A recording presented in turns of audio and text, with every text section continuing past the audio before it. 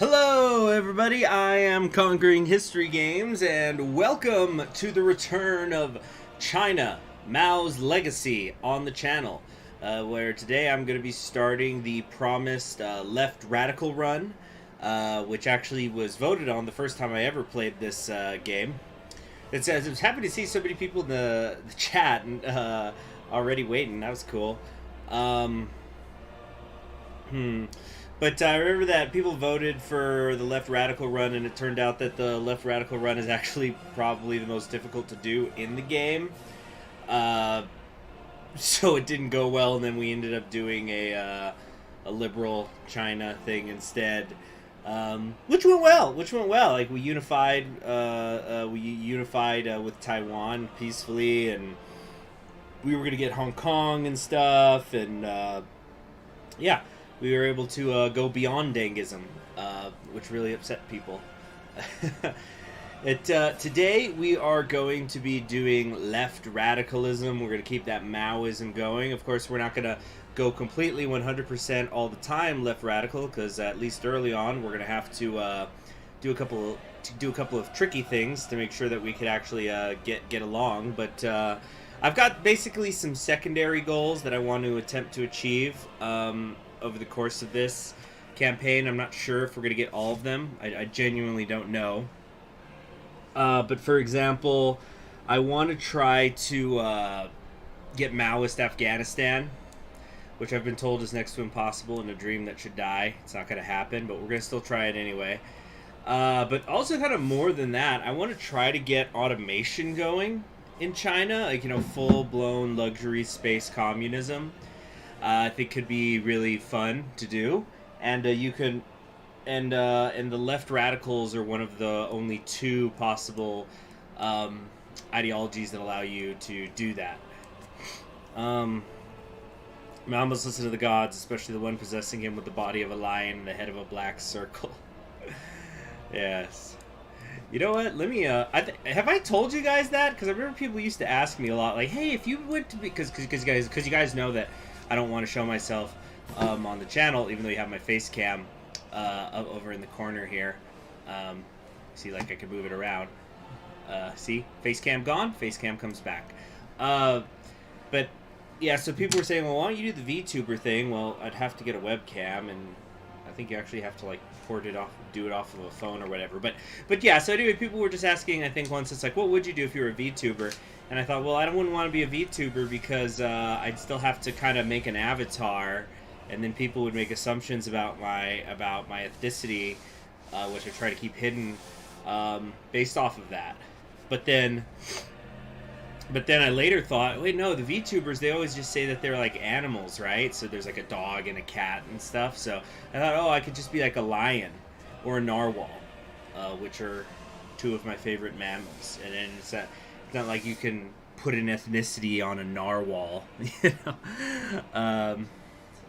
So anyway, now that we're completely off track, how about we get ready to play the game?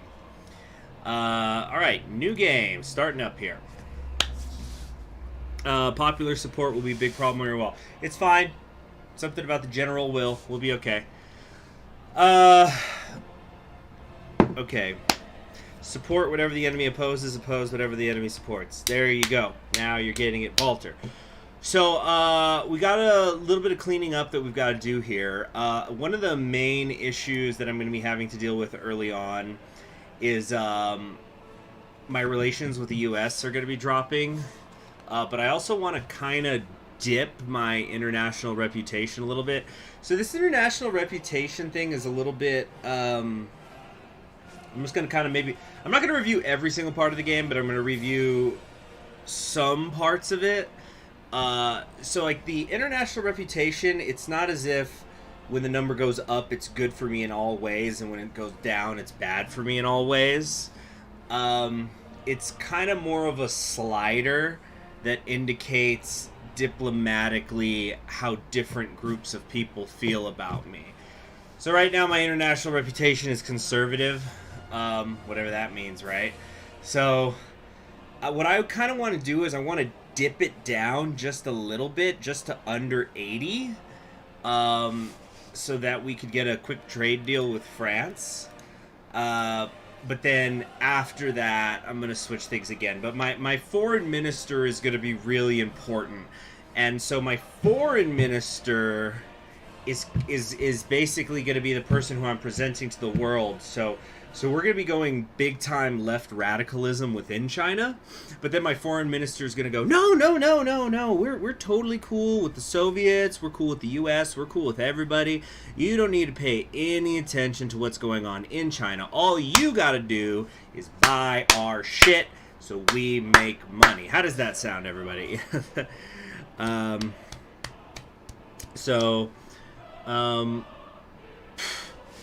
So then before we go ahead and get started here, I forgot my water in the other room, and I also need to feed my cat real quick, so I'll just be a minute. And plus, I see that people are still coming into the stream, so I guess that'll give people a minute. I'll be right back.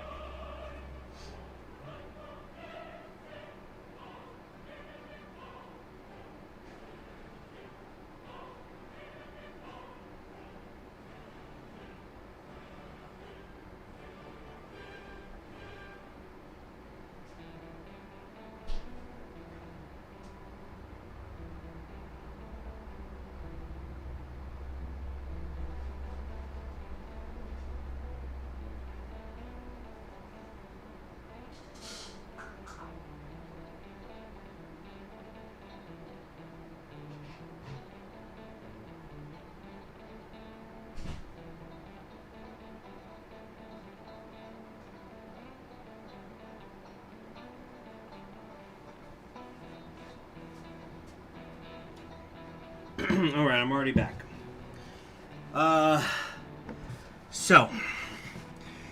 Now we are going to prioritize, because I'm definitely not an expert on this game, so we're going to prioritize who we intervene with. But one of my priorities is going to be Afghanistan. We're going to try it. Nigeria. Down here. Let's try to get that going.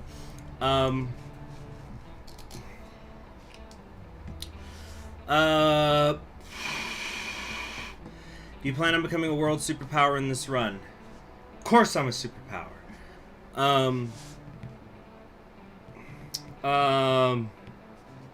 Walter Ostberg is just dropping the hot bars in the chat, and it's great. Okay, so let's go ahead and get started. We're gonna first take care of our politics. Okay. So where's Li Jinyan? Here he is. Alright, so Li Jinyan, we want him to be the governor of the capital, and he's also going to be our premier.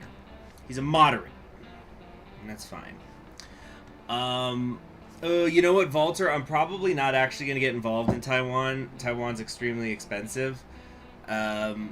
So we're probably... Did I say Taiwan? I meant Thailand. We're probably going to go into freaking... Not go into Thailand. It's too expensive. I care much more about flipping Afghanistan, because Afghanistan only has like a 3% achievement rate. So that's the priority. Alright. Okay. Then we're going to take Yi Jinying here. And we're going to make him our new governor in the north. And why aren't you assigned to the capital? There we go. Because he's thrifty. So money. Good to see you doing God's, aka Mao's work. Let's see here. I also want Ji Dekwu, who's our thrifty left radical. We're gonna put him in charge of... Okay, who's in Chun Chun Kwao is in charge. He's a schemer. You might say I'm a schemer. Okay, so Jing Dengkuo will be assigned to the south. Alright. I think that's all I wanted to do here right now. So we got some thrifty people in charge, because we need money. Because we're not just going to be getting free money all the time like we did when we went reformist into liberal. So money is going to be a little bit harder to come by. But it's gonna be fine because we're on the road to automation. Okay, next up, let's talk about the economy because there's a lot to do. Socialist said, "Where are you, CHG?" What do you mean, where am I? John Lennon, more like John Zedong. Alright. Let's get some loans. And then we're going to... Alright, first thing we want to do, let's get the state mechanism up. So just as a reminder, whatever number is here on state mechanism, I cannot get other things higher than it. It's like... Or at least it's not good to have things not be higher than it, essentially. So we can go up to 19. And let's lower the agriculture for right now.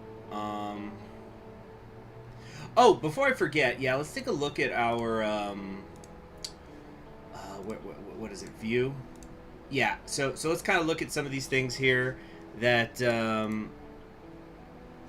Oh, John Lennon, if you got pictures of Chairman Mao, you ain't gonna make it with anyone anyhow.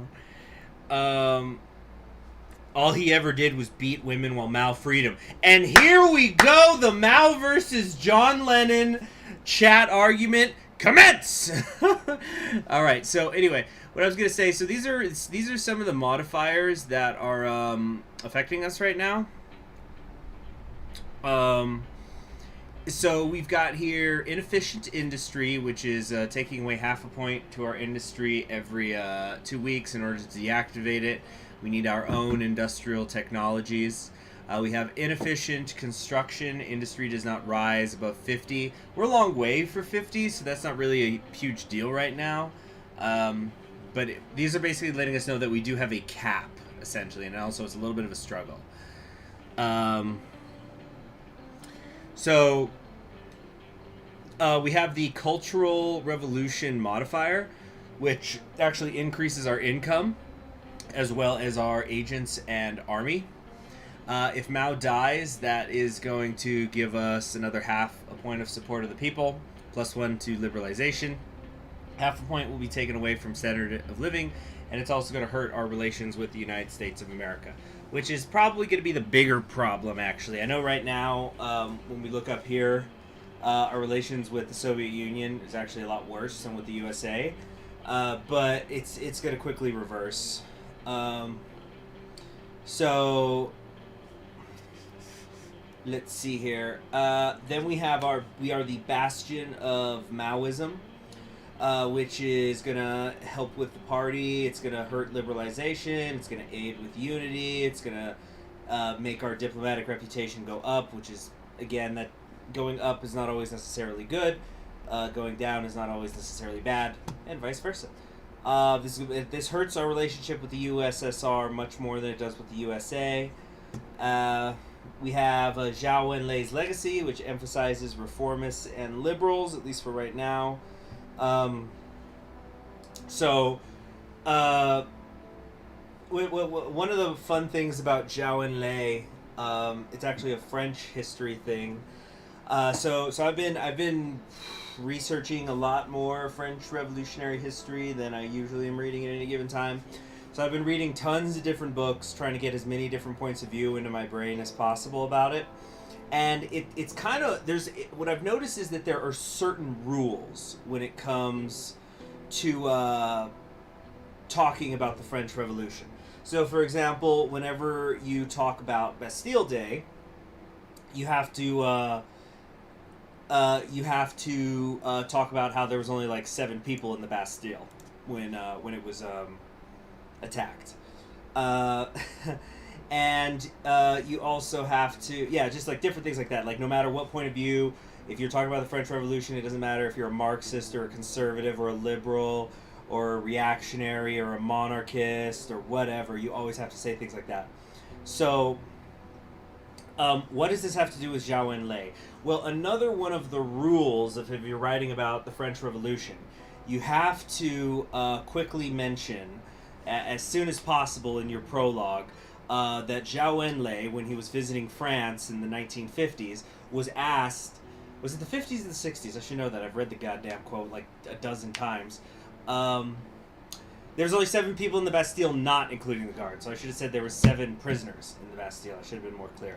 But anyway, so is Zhao Enlai, he gets asked, you know, what is his feeling? It's like, what did he think the ramifications were of the French Revolution? And he says, it's too soon to say, or it's too soon to tell, depending on how you translate it.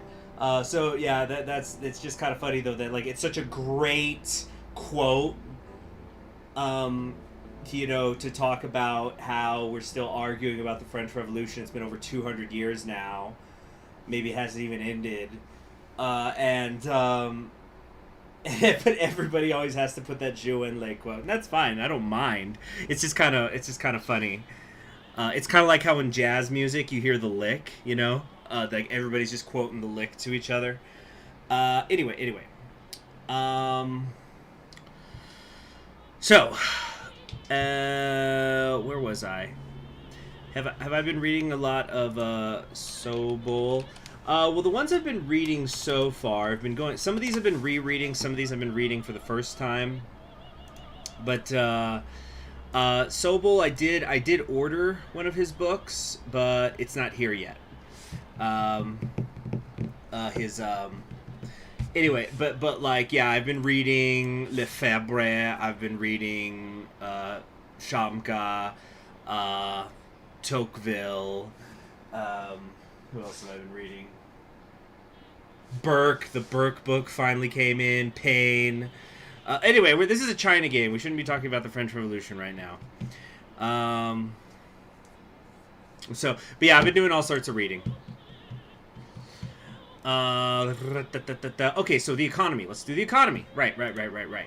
So what I wanted to do is we're going to put state mechanism, max it out at 19. Then we're going hard as shit on the agents because we're going to have people conspiring against us and whatnot. So we need to make sure that we've got our secret agents to deal with them, as well as with any sort of what do you call it?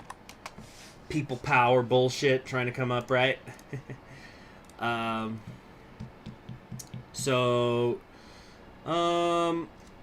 my water? Hold on a sec.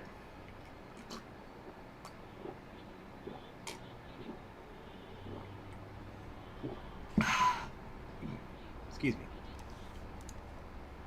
So, it's a communist China game, so you gotta talk about the Commune of Paris. Oh, the Commune of Paris. There's a lot to say about that, but we will not be getting into that today. Alright, so I want to lower the welfare quite a bit. The agriculture and industry, I think those are going to be fine at 10 each. Let's drop the envelopes a little bit. Pop up that science! Automation, baby!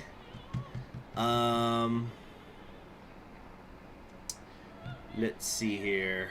Does the services icon look like someone wearing a mask? No, I think it's supposed to be that this is like a nurse's hat, and then this is her hair, sorta. Like, yeah, I don't really see the mask. So, where was I? Right, somebody was saying diplomatic missions. Oh yeah, we're getting rid of this. We don't need that at all. Then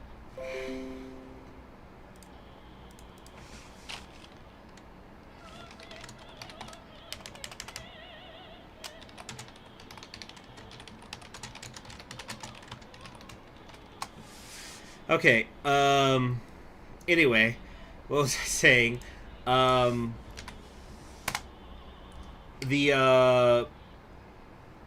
the fuck was I saying? Yeah, I was having a little trouble there in the other monitor, and as you can see, we temporarily disconnected there, so, you know, issues. Alright, so we're back now. So as I was saying, yeah.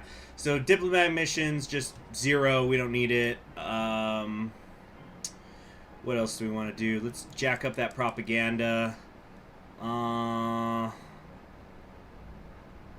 let's see here. I think, what do we want to do? Do I just want to really go in on that science? Don't forget to save on the top slot to get achievements. Right. Okay. I think we're ready to go here. Yeah, state mechanism 19, 18 here. Industries 10 and 10. Everybody do the propaganda. Alright. Okay. Yeah, Socialist, I'm not going to deal with Thailand. Thailand's too expensive. Alright, so. Let's go ahead and save. There we go. Conservative socialism. Oh yeah, a couple other things I want to do. I want to take us to unlimited family policy because there is an achievement for like if you hit 1 billion people, and I think we could do that. Because I think I tried to do that in my other run. Let's see here. I tried to do that with. Here we go, 1 billion, get a population of 1 billion before 1980. So I think I tried to do this in my reformist run, and I got pretty close, even though I started late. Alright. So let's get rid of that. Hope you all are enjoying the music. Let me know if you need me to turn it up a little bit or anything. So yeah, unlimited family policy, none of this one child, two child bullshit. No. No! I also wanted to... What else did I want to do here? Oh yeah, support the left radicals, of course. So there, now they should be getting, you know, more of them will pop up. Alright, I think we're just about ready to unpause then now.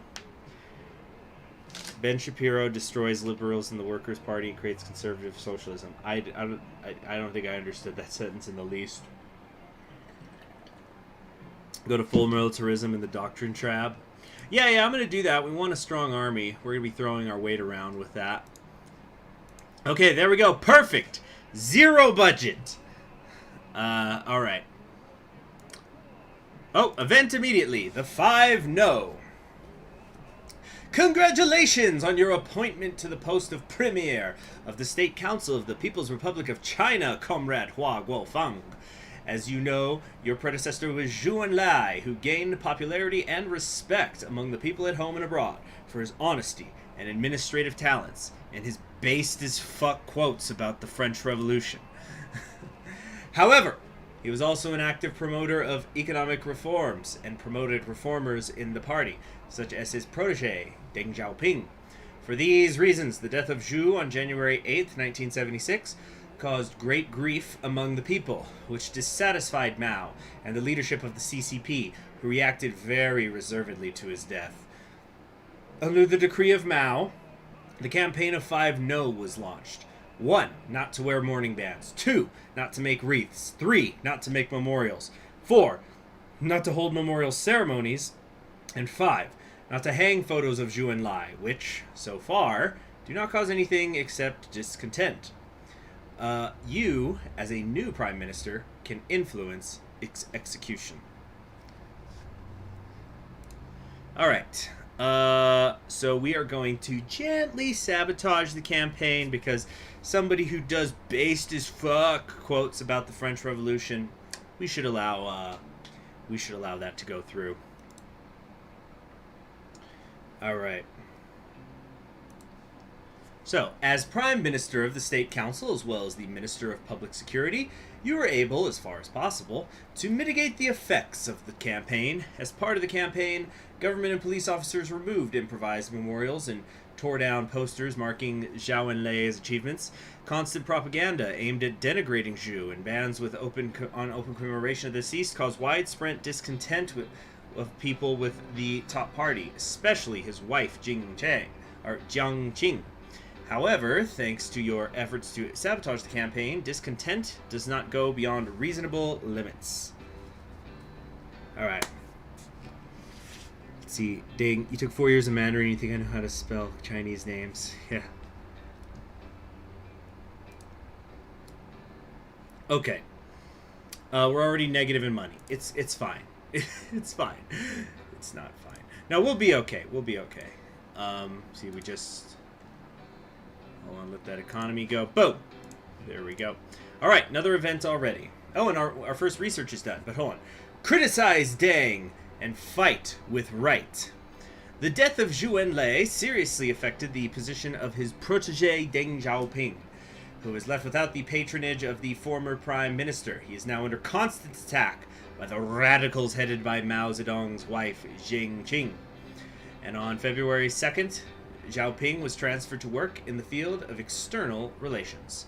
With the permission of Mao Zedong and her supporters, they managed to launch a campaign, criticize Deng, and fight with right, and begin an active persecution of Deng in the media.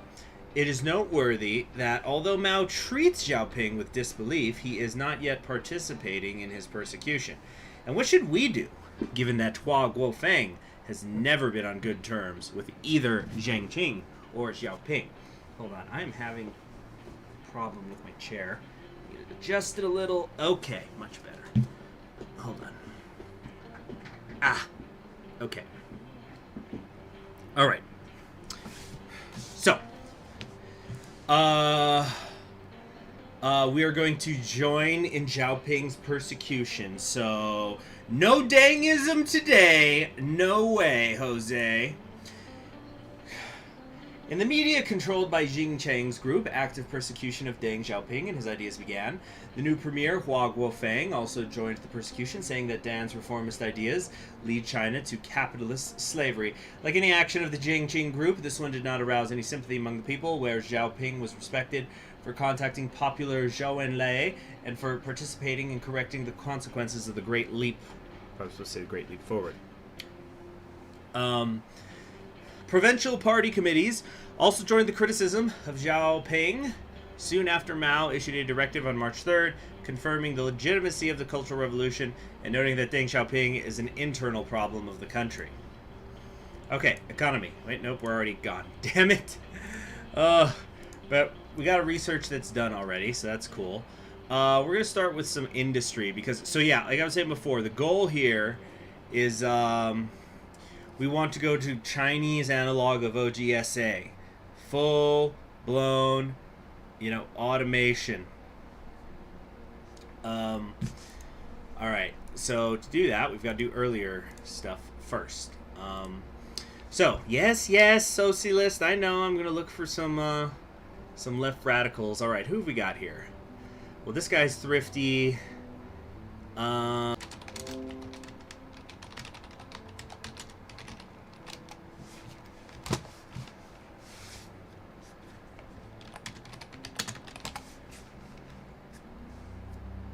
Alright, think we're back to the game now. Fucking OBS. Anyway.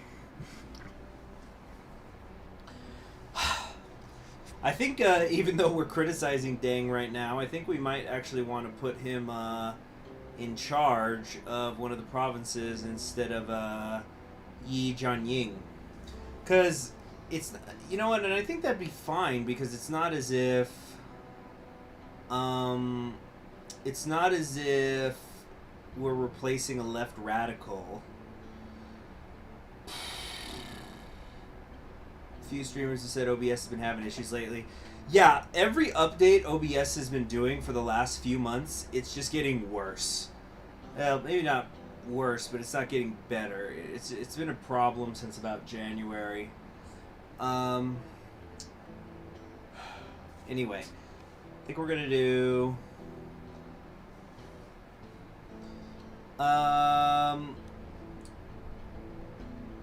I guess we'll put Deng in charge for now in the north. Oh, I actually can't do that. He's not of an appropriate hierarchy. I was wrong. Oh, shit, that's right. I'd have to, like, change. I have to get him higher up. Get Yi Jianying for MFA. Really? That's not a bad idea. Then it might promote my guy. Hopefully it doesn't let itself go to obsolete. Well done, potential plateau. But I can't assign him to the MFA right now. Right now it's Huo Guanhua.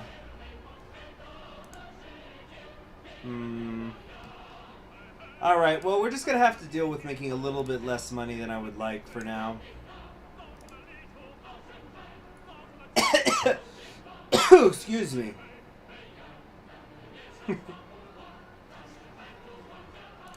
Yeah, we need Mao to die before so we could get a ring. You see, just like that, we got some money back. But as you can see, our relationship with the United States is deteriorating, and that's actually a little bit more important than my Soviet one, at least for right now. So we're gonna have to keep a sharp eye on that. Okay.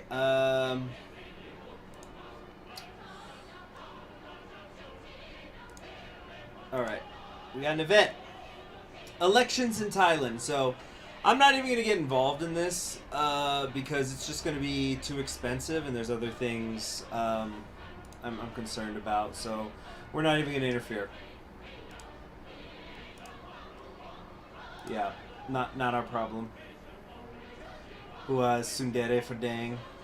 I know, socialist. I know. I'm prioritizing this. I know I got to worry about coups. And again, Zhou Enlai. On March 25th, 1976, an article was published in the Shanghai newspaper in which the late Zhou Enlai was counted, or I keep saying lei or lie. I think it's lei or lie. It might be lie, actually, and lie. Excuse me. The material appeared at the direction of the head of the Shanghai Party organization, Zheng Chunqiao, Jiang Qing's closest associate. The article also sharply criticized both Deng Xiaoping and his reformist ideas. Excuse me. This article is actually for the first time publicly accusing Zhou of sympathizing with capitalism, and it is not known how the people will react to it. We will withdraw the material and prohibit his publication. Yeah. Because of the enormous power of Zheng Chunqiao in Shanghai as head of his administration, the article, despite your attempts to seize it, still leaked to the people, but your actions allowed to delay and impede the dissemination of the article.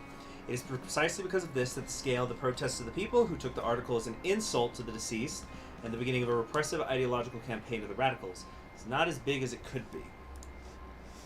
Okay. Uh-huh.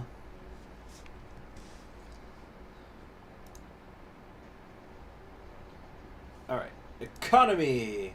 I love the economy. Oh man, our agriculture is dropping. It's a little gold reserve.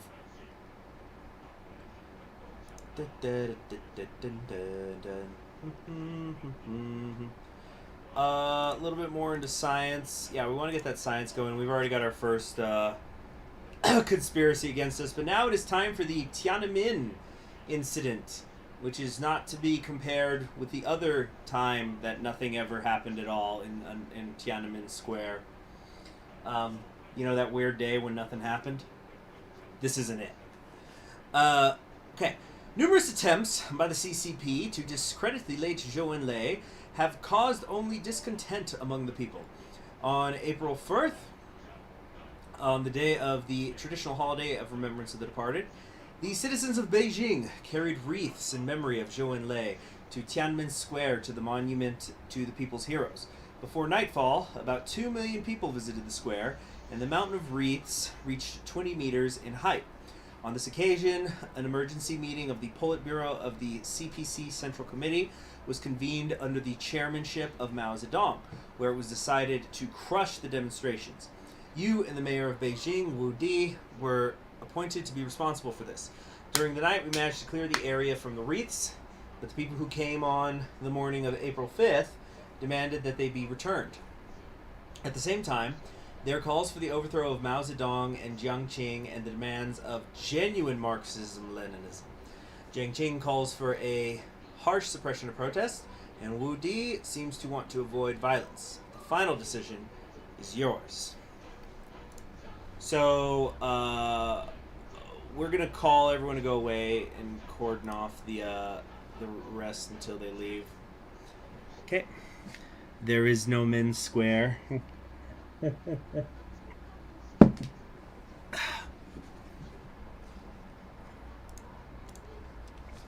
It's 6:30 in the evening. Wu Di, through the loudspeakers, called on the crowd to disperse. Many left, but 1,000 people remained. At night, subunits of the city police and troops of the Beijing garrison were introduced into the square, cordoning off the demonstrators. After the cordoning at night, some of the protesters began to disperse. Some tried to break through, but were arrested. Those who remained, the police without any problems ousted and arrested. The protest was suppressed with minimal force. The events on Tianmen were officially declared a counter-revolutionary incident, the responsibility for which was assigned to Deng Xiaoping. At the suggestion of Mao Zedong, the Politburo dismissed Deng Xiaoping from all posts, but retained his membership in the CCP. Deng Xiaoping himself at this time is in Guangzhou under the protection of his old comrade in arms, commander of the Guangzhou military district, Zhu Shiyu. Alright, so, let's change our advisor. Oh, this is like my favorite song on the OST.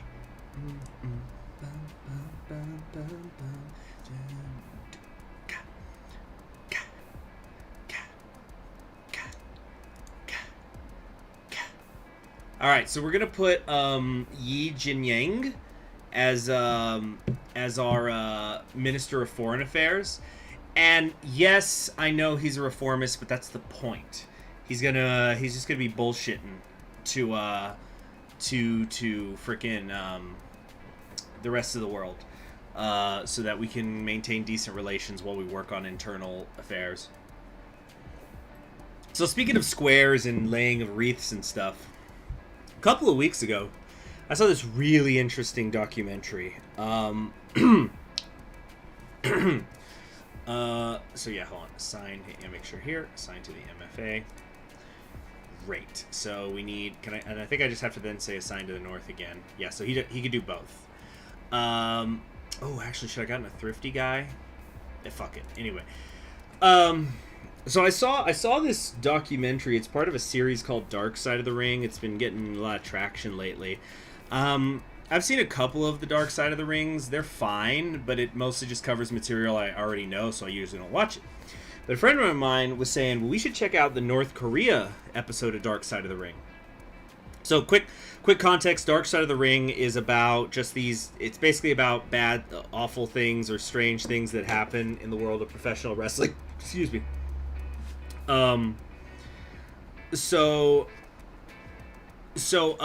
Basically there was a period where World Championship Wrestling, which was a major American professional wrestling company, it's now dead, but they wanted to do a big event, and, excuse me, I got something in my throat.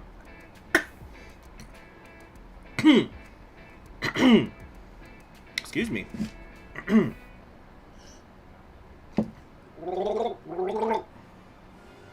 Sorry, I don't know what that was. So anyway, so they went to Korea, and there was like work done, like it was a thing with the Japanese, because Antonio Inoki, he was a politician, and he worked it out to just go to North Korea, and they were just interviewing guys who went over there, and they were just talking about how strange and surreal it was, and how they're like, oh my gosh, this isn't just like going to any other country to go wrestle overseas. This is something fucking else. And there's this part, one of the most interesting parts to me was that, because, you know, obviously they're getting shuttled around everywhere by the North Korean government, and they have to go wherever they say they have to go. And so at one point they went to this big thing where they like laid wreaths on the older Kim's, you know, at his mausoleum or his gravesite or whatever. And you're just seeing this footage of just the seas of Koreans, and then like Eric Bischoff and Ric Flair are in the middle of it, you know, and you can just see on their face like, what the fuck are we doing here? Like, what is this? At this enormous gathering, and you know, laying the wreaths down. It's really amazing footage. But anyway, where was I? Okay, economy, we're fine here. Let's see here.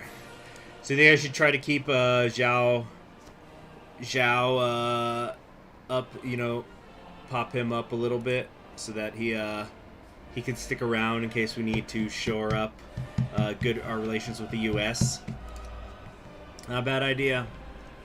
Yeah, it really is a game of two halves, Mao's legacy. It's essentially the 70s and then the 80s. And you gotta prep your 70s correctly. Damn, we are getting so little money coming in. There we go.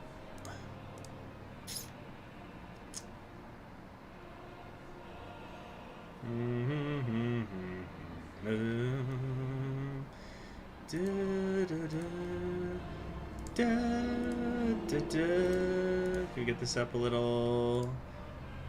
You know what? Yeah. Yeah. There we go. Keep those agents high. Keep it right. Keep it tight. Same with science. How is the science going? This feels like it's taking too long. Okay, a couple more days.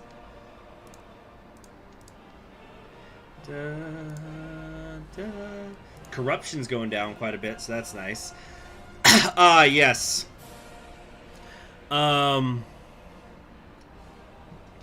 July 28th, a magnitude 8.2 earthquake on the Richter scale occurred in the city of Tangshan, Hebei province at 03:42 local time, as a result of which the city was almost completely destroyed. The destruction also took place in Tianjin and in Beijing, located just 140 kilometers to the west.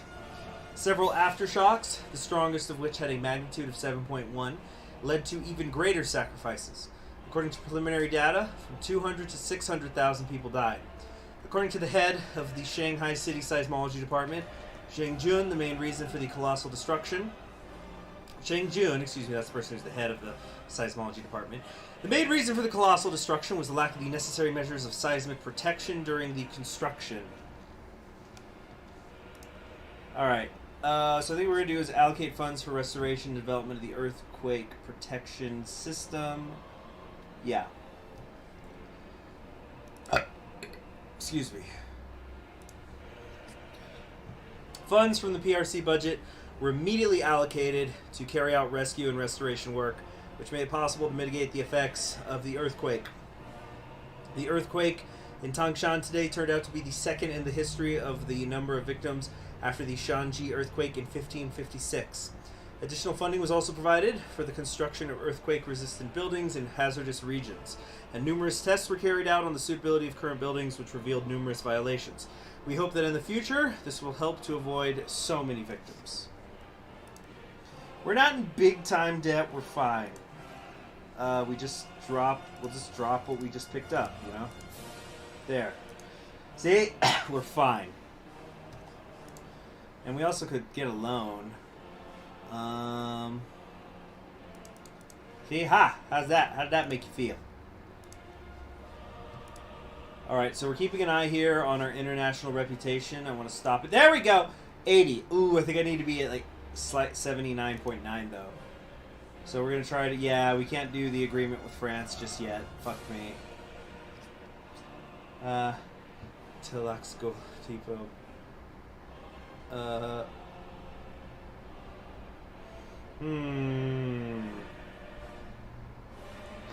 Duncan, Idaho, a.k.a. the Kenny of science fiction. You killed Duncan! Yeah, it's a good one. I like that.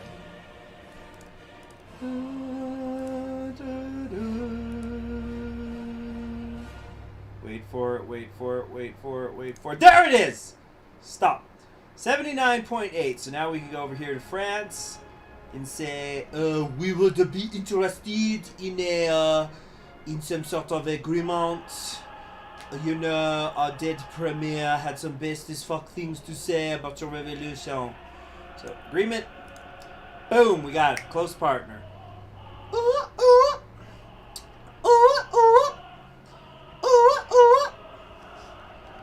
Alright, let's get a little bit here. Actually, no, let's keep science in this shit. I'm liking that corruption's dropping, though. That's going well. Alright, so we gotta save up some money here in a minute.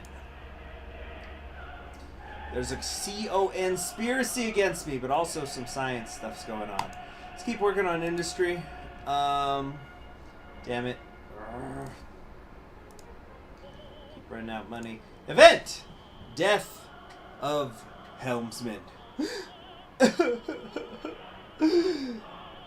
No!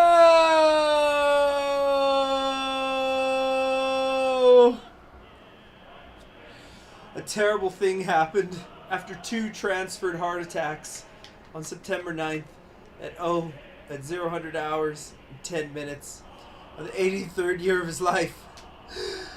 The great leader and teacher of the Chinese people, Chairman Mao Zedong, passed away.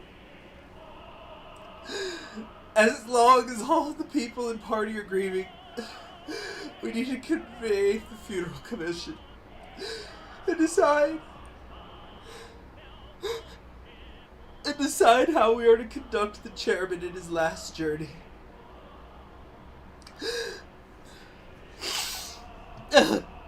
Can we get M's in the chat for Mao?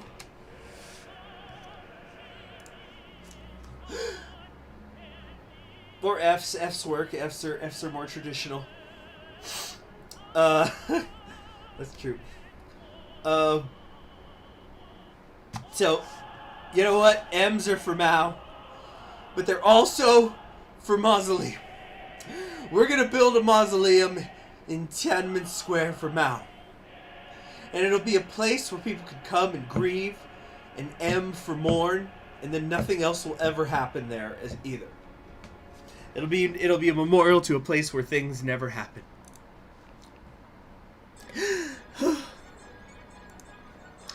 After Mao's death was announced, may he kill the sparrows in heaven. That's a good one.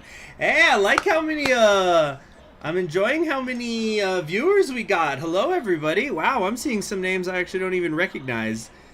Or at least that I haven't seen in a while. Hello there, Jed and Overseer USA. I love your profile picture. Why would you put the memorial in a fictional place? So happy to have you all here. Actually, while I do have you all here real quick, 2 little announcements. Number 1, I am also going to be doing another stream later today at 9 p.m. Eastern Standard Time. I'm trying to do one Monday to Friday, always at 9 p.m. Eastern Standard Time, so that I have like a dedicated spot. And then also, in case you didn't know, I actually do have another YouTube channel that I'm going to get up and running again, where I'm going to be a little more seriously, as a general rule, be talking about historical events. It's called Voyages in Time. So I'll go ahead and put a link in the description for anybody who wants to follow it and go subscribe, so you can know when some new stuff's going to be coming out. Excuse me. Anyway, let's get back to the game, shall we? So, after Mao's death, his body was placed in, it was announced his body was placed in the House of People's Congregations for a week, so that everyone could say goodbye to the chairman. Mourning was declared throughout the country. Many Chinese people have come to pay their last honors to their great leader and teacher. After the deadline, Mao's body was taken to the hospital and embalmed by a specially developed technique.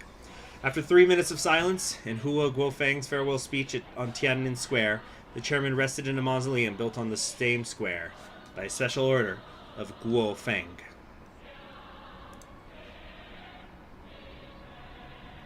The CCP makes this stream mandatory viewing for all Chinese citizens. I suddenly have hundreds of thousands of people watching me and just, why? Why? What's happening? Just baffled by it. Okay. Let's keep going. Oops, wrong button.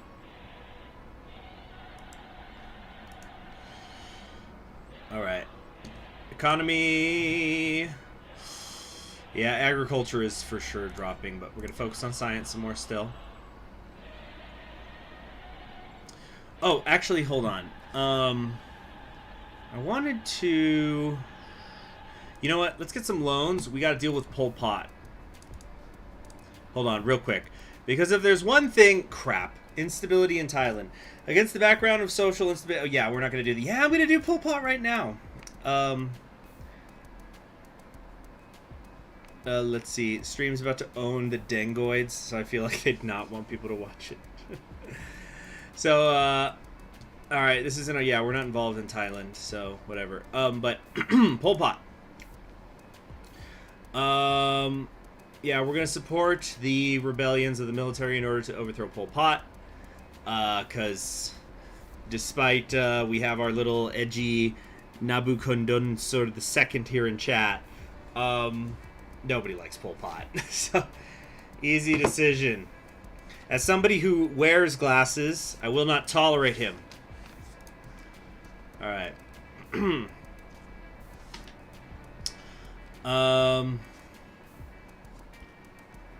So, where was I? Yeah, let's keep moving.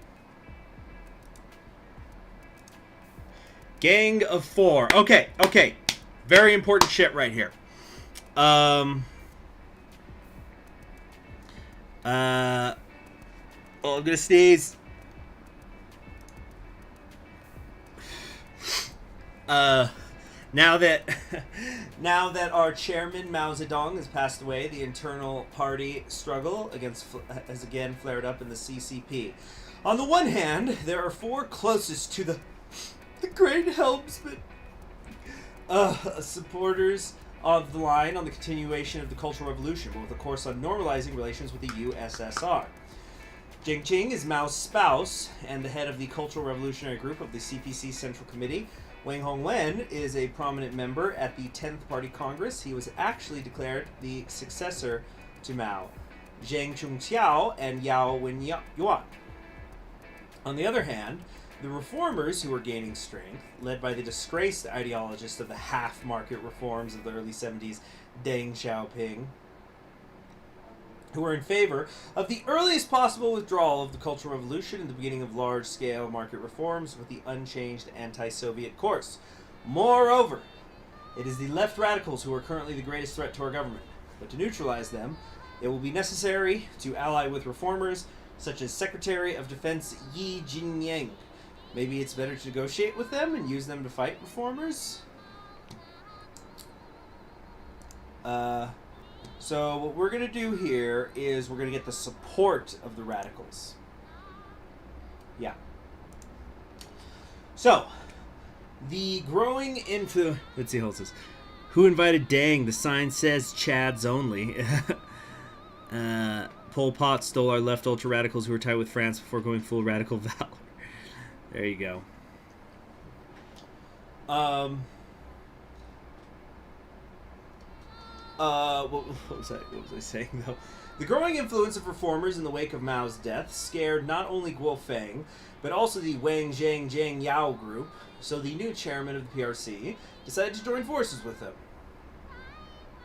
The negotiations were conducted through the mediation of Mao Yongjing, Mao Zedong's nephew, for a long time. However, we managed to reach an agreement. In exchange for support, the Wang Zhang Jiang Yao group demanded removal from the post of the PRC Minister of Defense, Marshal Yi Jinying, the transfer of the post of the Chairman of Military Council of the CPC Central Committee and the Minister of Foreign Affairs of the PRC to her. Comrade Guo Feng agreed to these terms. The Military Council of the CPC Central Committee was headed by Wang Hongwen. Yao Wenyuan Yuan became the Foreign Minister, and Chen Jilian, commander of the People's Liberation Army Beijing Military District, became Defense Minister. At a meeting of the Political Bureau of the CPC Central Committee, Deng Xiaoping was again attacked, returning the slogan, "Criticize Deng and speak against the flow of the right bias aimed at revising the right decisions." The influence of Xiaoping began to decline again, especially due to the departure of his guardian angel, Jing Ying, from the People's Liberation Army command posts. The people in the majority of the party, however, are dissatisfied with such a strange alliance, foreshadowing the continuation of the Cultural Revolution. Alright. So, economy, pop that up. Now, politics. Yeah, let's see. Wait. Yeah, don't worry. I am doing that. I'm putting Jian Ying back. Is our MAF. Hold on. God, I got something in my throat. But yeah, I think we're just gonna put schemer here back as our Minister of Foreign Affairs. Again, we've gotta make the United States things are kind of cool when they're really not. Or at least not cool for the USA. But we're just going to tell USA, oh, we're totally going to reform. Don't even worry about it. It's going to be awesome. Yeah, we're going to send that Deng Xiaoping guy you guys like over. He'll wear a cowboy hat, and you guys are going to love him, love him, love him. Pay no attention to the Cultural Revolution happening behind the curtain. Anyway, I gotta get some more water. There's something jammed in my throat.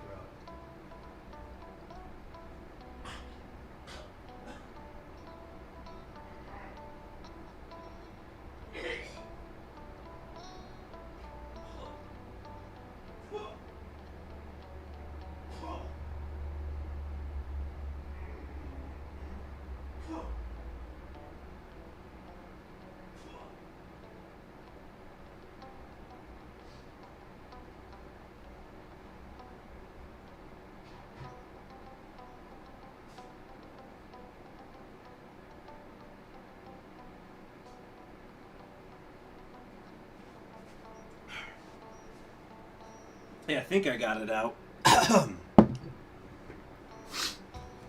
Okay. So...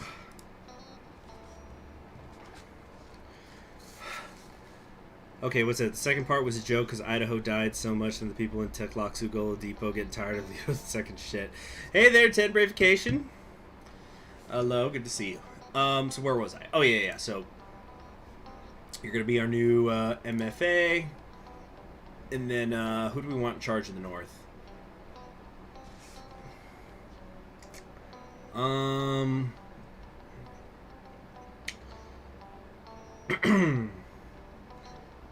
Wang. I guess let's have him in the North. Let's see, yes, because he's thrifty.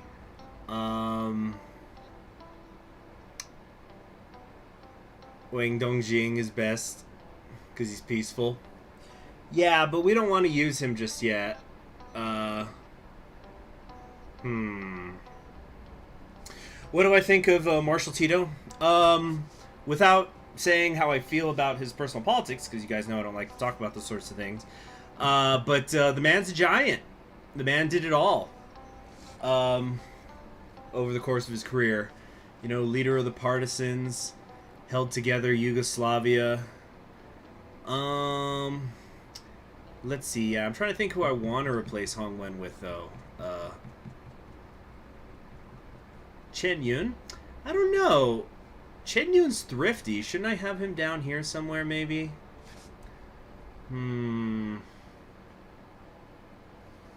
His country exploded because he died. Yeah, exactly. I don't know. Well, moderate doesn't hurt right now. So, bucket. Then again, Chen Yun. Wait, no, yeah, I could put Chen Yun. He could be both, right? So I could reassign him to the west. Nice. Okay, that's what I was worried about. Yeah, so we're good. We're good. We got the we got our thrifty people. Oh, look at all the thrifty people. Perfect. Our relations with the U.S. are stuck, so they're just gonna be at 69 for a while. Conspiracy!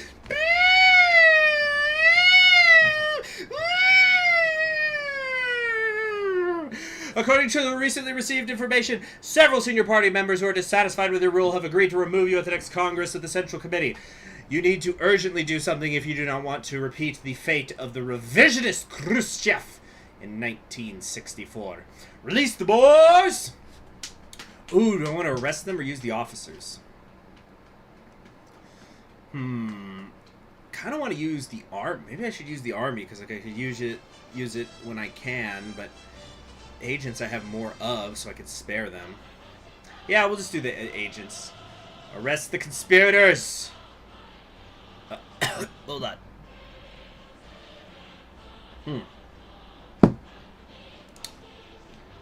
Also, we need to save up some money so I could fully militarize. Now, even before the start of the Congress, the Secret Service agents loyal to you overwhelmed the conspirators who had arrived and sent them to the detention facilities. At the Congress, you criticized them in absentia, which was supported by the delegates, but it's not so easy to get rid of high party members. Yeah, it's just... Looks like some people didn't show up to work today! Uh-huh. Alright, so what we've got to do is I want to save up some money so that I could change our military power over to full militarization. So we're not going to do anything for a few months with the economy. We're just going to let it build up. Actually, can I just take the loans now? No, I cannot. Never mind. Excuse me. And we're going to be getting a weak alliance here soon. Oh, there it is. The wobbly compromise between the Guofeng and the radical left is cracking at the seams. Frank dissatisfaction with the agreement of many more moderate party members greatly undermined the position of the current chairman. And his gentleness... his gentleness in resolving these issues threatens to lead to unpredictable consequences. Moreover, the four require more decisive measures against the opposition and revisionists in the party, and at the same time further expanding their powers to follow Mao's course. If this continues further, Guofeng will have to transfer power to the left more and more. Wang Dongjing, the leader of 8341 Special Regiment, who remains loyal to the chairman, is still ready to help in the fight against them. Although, given the increased strength of the left, thanks to the compromise in October, perhaps the best solution would be to remove only the most ambitious Jiang Qing and Wang Hongwen, keeping the agreement with the rest. No, we're going to transfer party. Transfer the power. So, let's see. Socialist says, I advise you not to intervene in Iran or Afghanistan. It is very costly. You're going to need as much resources as you can earlier. But Maoist Afghanistan, it be based as fuck. Yeah, because Maoist Afghanistan, let's look here. Maoist Afghanistan has got, where is it? Yeah, Eternal Flame, Maoist 1 in Afghanistan. Oh, it doesn't show the percentages here. But last I checked, like less than 3% of players have managed to get the Eternal Flame. Do you doubt the Eternal Flame? Yeah, spread communism wherever you can, purge Socialist. Clayton Shank, hi, good to see you. Taking out my copy of the Little Red Book for the stream. Alright, so yeah, we're going to transfer power. Yeah, Maoist Afghanistan does sound epic as fuck. Fearing to go into open conflict with ever-increasing radicals, Guofeng made further concessions, essentially unleashing their hands to fight the opposition, which they actively use, including to remove Guofeng from power, which he is losing every day. At this rate, Wang Hongwen, at this rate, Wang Hongwen is becoming the new de facto head of state, relying on his associates. However, they still remember to whom they owe their triumph.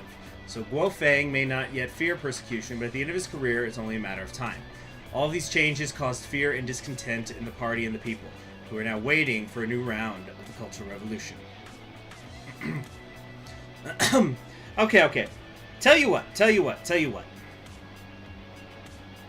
You didn't start the war against Thailand, right? Oh boy, that makes the Afghanistan war even more hard.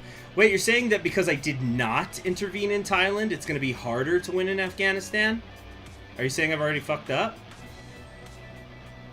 Socialist says, for Maoist Afghanistan, you need to restore relations with the USSR, then support Khalq, then fight a war alone against the Mujahideen.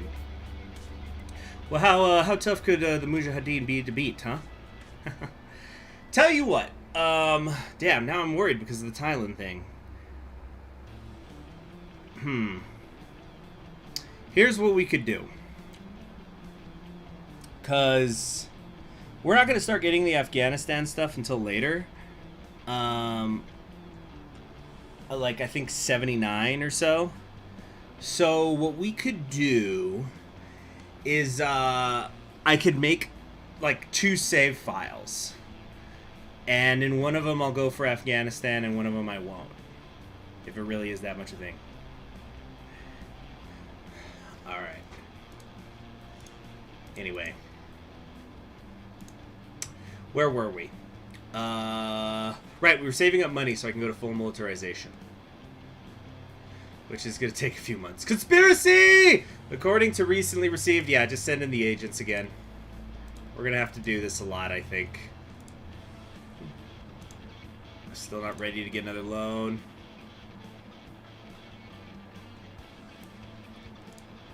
Wind of change? Huh?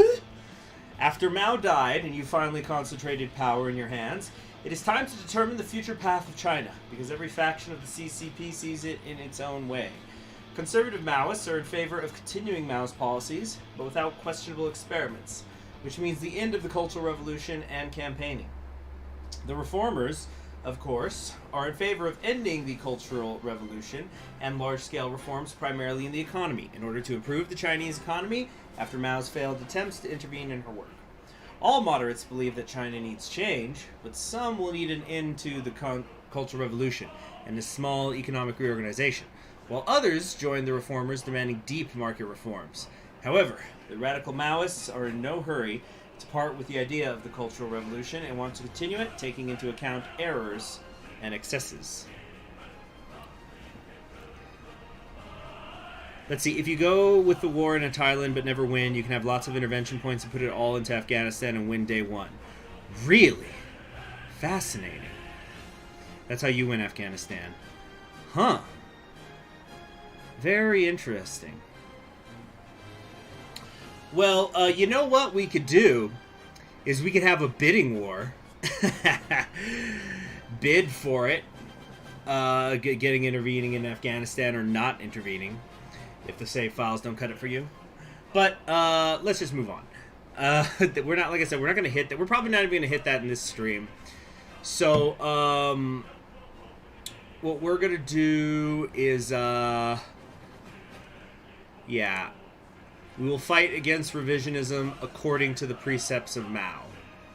'Cause this is his legacy. Maoist India, Maoist Pakistan, Maoist world. See, that's how you end the India and Pakistan rivalry. You just make them both Maoists. World peace, baby. Relying on loyal radicals and based on the slogan "to whatevers," we will resolutely uphold whatever policy decisions Chairman Mao made and unswervingly follow whatever instructions Chairman Mao gave. You said about an uncompromising struggle with revisionism and loyalty to the principles of Mao and the Cultural Revolution, and again tried to kindle its flame, taking into account the old mistakes. A wave of repression against the revisionists, and at the same time a wave of speeches of people dissatisfied with the new round of the Cultural Revolution.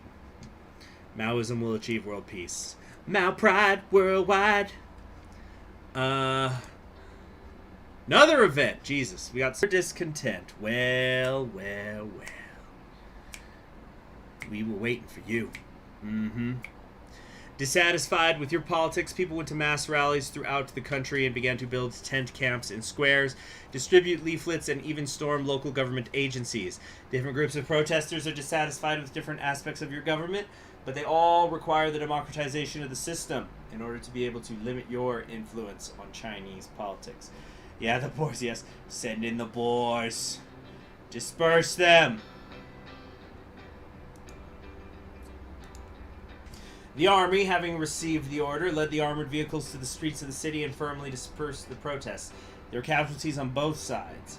Of course, such actions have already been condemned by almost all countries of the world. Why would they condemn something that never happened? Alright, so alright. Stop! Alright, now I think we can get a loan. Yes. Get a little bit of a loan. Why won't it let us get the loan? Fuck me. Ah! You know what? Screw this. We're gonna drop the science down a pinch just because I want to hurry up and move to full militarization. So money in the budget 5. Party support is greater than 30. Radical left lead. Every Chinese is a soldier. In case of war, all the people will rise to defend the motherland. Let's see. Sounds like they hate Mao, which according to my little red book is against the law. You know what? Let's read some of the red book. Hold on a second. Red book PDF. Redbook now PDF. Here we go. All right. So, you know what? Whether you love or you hate Marxism, as an academic, I love that they put all their shit online for free. If you ever want to read anything by, you know, Marxist thinkers, just go to Marxist.org. They've got frickin' everything. Excuse me. So, let's read a little bit of the Red Book. If there is to be a revolution, there must be a revolutionary party. Without a revolutionary party, without a party built on the Marxist-Leninist revolutionary theory and in the Marxist-Leninist revolutionary style, it is impossible to lead the working class and the broad masses of the people in defeating imperialism and its running dogs. So yeah, I'll read a quote from it every so often. Let's see here. Did you know that you can give some positions of power to the Naxalites in India, but India doesn't become Maoist, it's just some Naxalites in government positions. Yeah. Right, so full militarization. Let's take a look at, okay, so right now we do have a majority, but it's not, what do you call it? Plurality. Satisfied? What kind of fucking party is that? 11% are just satisfied. 11% are just, I don't know, man, everything just seems cool. I'm just here to chill out and just smoking weed in the fucking in the legislative assembly hall. Just got their bongs out. It's like, everything's pretty cool, man. I'm just here to get a paycheck. Okay. Let's keep moving, shall we? Conspiracy, conspiracy. Satisfied, just want to grill. All right, another research is done. Nice. So we've got the first two industrial technologies. We need to take a little break from that. The army stuff can wait. Let's get agriculture up and running. Just a few last things to do. And of course, let's not forget, we want to eventually get, you know, fully luxury space communism automation.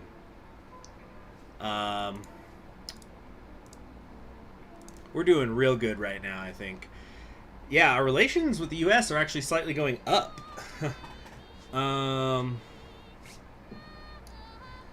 So, I think, do we want to keep pumping it into science? Oh, I don't like how low agriculture's getting, but it's just one of those things we gotta wait on. Let's try to keep getting the corruption lower. You forgot the gay? What do you mean the gay? What are you talking about?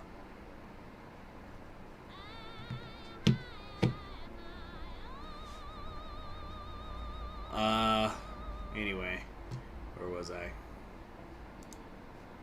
Okay, this is all good.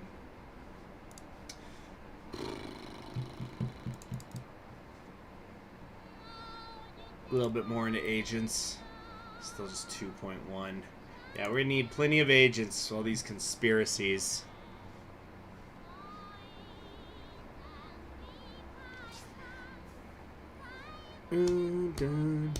Research fundings 1918, 1918, 1918, yeah. Here we go. Oh, the gay. Oh, I get it. Fully automated, luxurious, gay space communism. Yeah. So, Indian elections. Former Indian Prime Minister since 1966. Yeah, so since we cannot turn India Maoist, we're probably not going to get... I don't think we're getting involved in this. I just saved Socialist. What is it? Let's see. Former Indian Prime Minister since 1966, Indira Gandhi, the head of the Indian National Congress during her reign, which is a weird word for it, her reign, carried out active leftist reforms in the socio-economic sphere. Why do you guys want me to save? I just saved. Okay,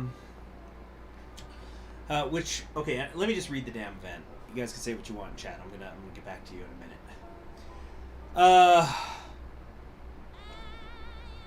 which even provoked a split in the INC and the exit of the right wing. During her reign, considerable... Again, there's that term, reign. During her reign, considerable success was achieved in the economy and the fight against poverty, but the state of emergency in the country since 1971 plays into the hands of the opposition from Janat Party, which accuses Gandhi of corruption, nepotism, and authoritarianism. Under these conditions, Gandhi decided to organize early parliamentary elections. Given that, Gandhi has always pursued a pro-Soviet and unfriendly policy towards the PRC, and also entered into conflicts with friendly-to-us Pakistan. Only recently have our detente in these matters, having dissented in these matters, could an opposition victory strengthen our influence? You know, again, needs a little bit of a grammar check. A Janata Party unites people of different views from socialists to conservatives and does not have a coherent program, but the easier it will be for us to manage it. Though it may be if we help Indra, will she remember this and continue moving towards the restoration of our relationship? Let's see here. Luis de Vida Santa says, with the amount of people that live in both countries and you go to war with India, there will be a bloodbath. Well, that's why we're going full militarization. Anyway, we're not going to get involved in this. Give her the Tibetan territory. Crazy. Let's see. Due to the fall in the popularity of Gandhi and the INC, and also because the fight against the state of emergency in the eyes of the population made them kin with the freedom fighters of India from British domination. There ought to be for Mao. Their kingdom was overthrown by Maoists in real life in like 2009. Yeah, I heard there's a pretty good history book about that came out recently. But because it's new, it's still expensive, and I got enough other things to read. Let's see. Muraha Dasani became the new prime minister. The government formed by him restored diplomatic relations with the People's Republic of China, improved relations with Pakistan, and defended the Indian nuclear policy on the world stage. A tribunal was established to investigate abuses during a state of emergency, which, however, failed to bring Gandhi to justice. However, in the new ruling party, there was already an active split between its members regarding the future vector of the country's development.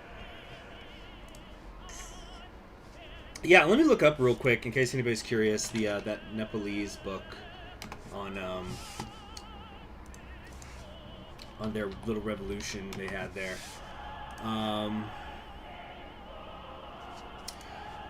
Okay, so it is called The Bullet and the Ballot Box, the story of Nepal's Maoist revolution. So I've heard good things.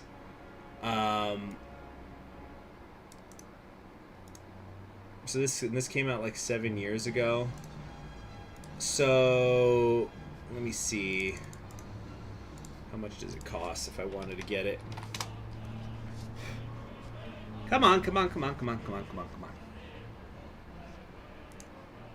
my PC is acting up today, so there's an update on Windows, so you know. Hold on. Yeah, there's like not any used copies available on the place I usually shop for books, so. Anyway, back to the game. So, Shakedown 1977. Cool kids never had the time. What do we want to do? Can't get the mechanism up. Happen to you too, some Frenchie? Yeah, it's just...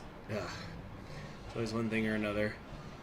Oh, yeah, my max investment right now is 21.6.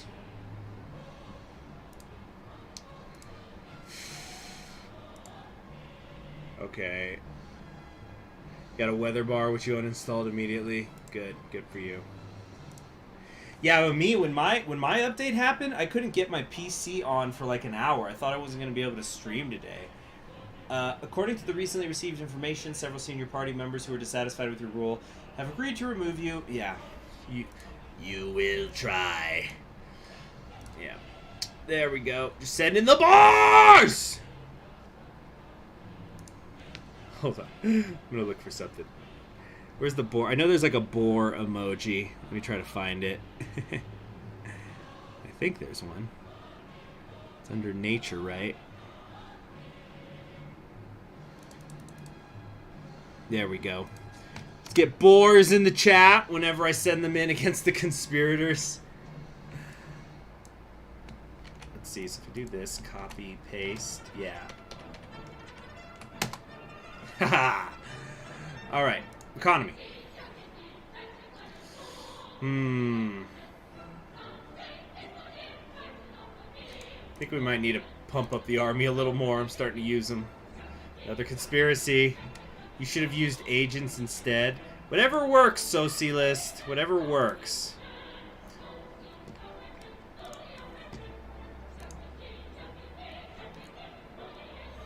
If it works, it's not stupid. There we go. Now we can get the state mechanism up again. We're exactly at 2D2.0. New event. Back to the roots. Back to roots. Back to reality. In the early 1960s, in order to cope with the devastating effects of the Great Leap in the PRC, under the leadership of Deng Xiaoping and Zhu Enlai, large-scale self-government economic reforms and the possibility of private land tenure were launched, which eventually led to the dismantling of central planning. Mao did not interfere with their conduct, as he feared dissatisfaction on the part of the majority in the CCP, who still remembered the failure of the Great Leap and realizing their necessity at that time. However, now the Great Leap is far behind, and maybe at this moment the revival of the plan will allow our economy to reach a new level. On the other hand, the reform wing still believes that further reforms are needed in the economy and wants to develop them.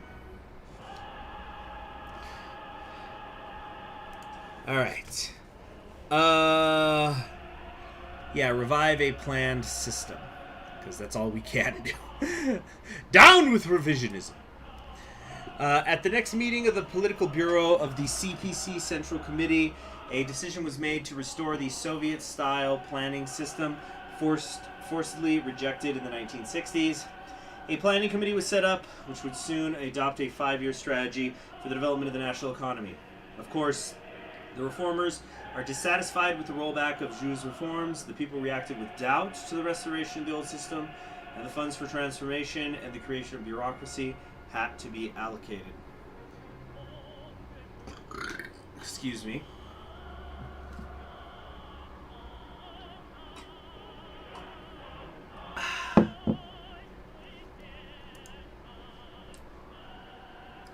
Oh, dang it, we're gonna have to pull back on something again. No, we're good. Overfulfilling is an honor. Comrade Chairman, in connection with the oh wait, no, we're Chinese. Whoops. Comrade Chairman, in connection with the commencement of the implementation of the new 5-year plan, some experts and economists from the Planning Committee suggest choosing a priority development sector for the next 5-year period. You need to decide which of the areas of the national economy requires special attention and investment from the state. Industry, agriculture, services, or the development of science. However, we can also dispose of funds in a measured way and direct our forces towards the improvement of 3 sectors at once, which will lead to their more equal development. So, yeah, we'll go into science because we want that freaking fully luxury space automated communism. And it's not gay communism because we're having unlimited children. We're going for 1 billion children. So you know what? You could be gay as long as you're having kids. At least until 1980. Huh. Alright, hey there, Texas T. The Chinese government announced the economic development program for the current 5-year plan, which indicates the need to accelerate scientific and technological progress and the introduction of new methods of managing the national economy. Excuse me. The priority branch of the new 5-year plan became science. Yeah, bitch, science. Let's do a save. Did that save? Yeah, okay. Just checking. Well, that's a lot of piggies. Pig 2, pig I don't even know what that top one is. Oh, it's a sloth. Yeah, the capitalist roadsters. We'll have to do something about them. Something real fast. Hey, when did my relations with the U.S. drop by like 7?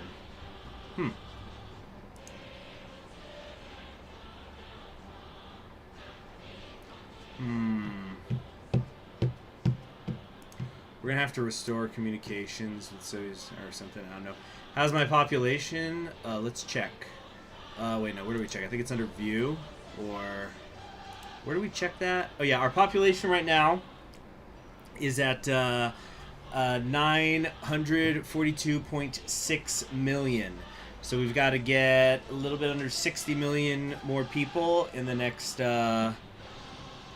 bisexual space communism. There you go, Jed. There you go. So we need about another 60 million people, a little bit less, in the next 2.5 years.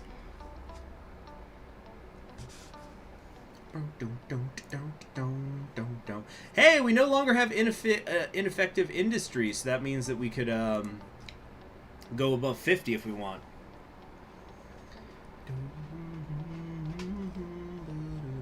Right, economy. So, yeah, let's start boosting that industry a little bit, and I do mean little. Yeah, this maximum investment's hurting me.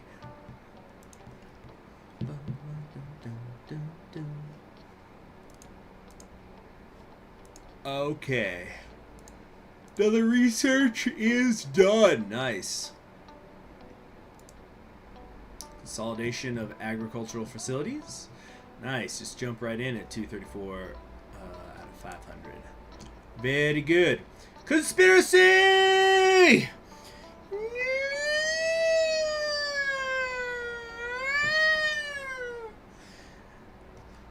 Yeah. Send in the boys. Or should I? No, let's actually arrest the conspirators. Yeah. Yeah, at the Congress you criticize them in absentia.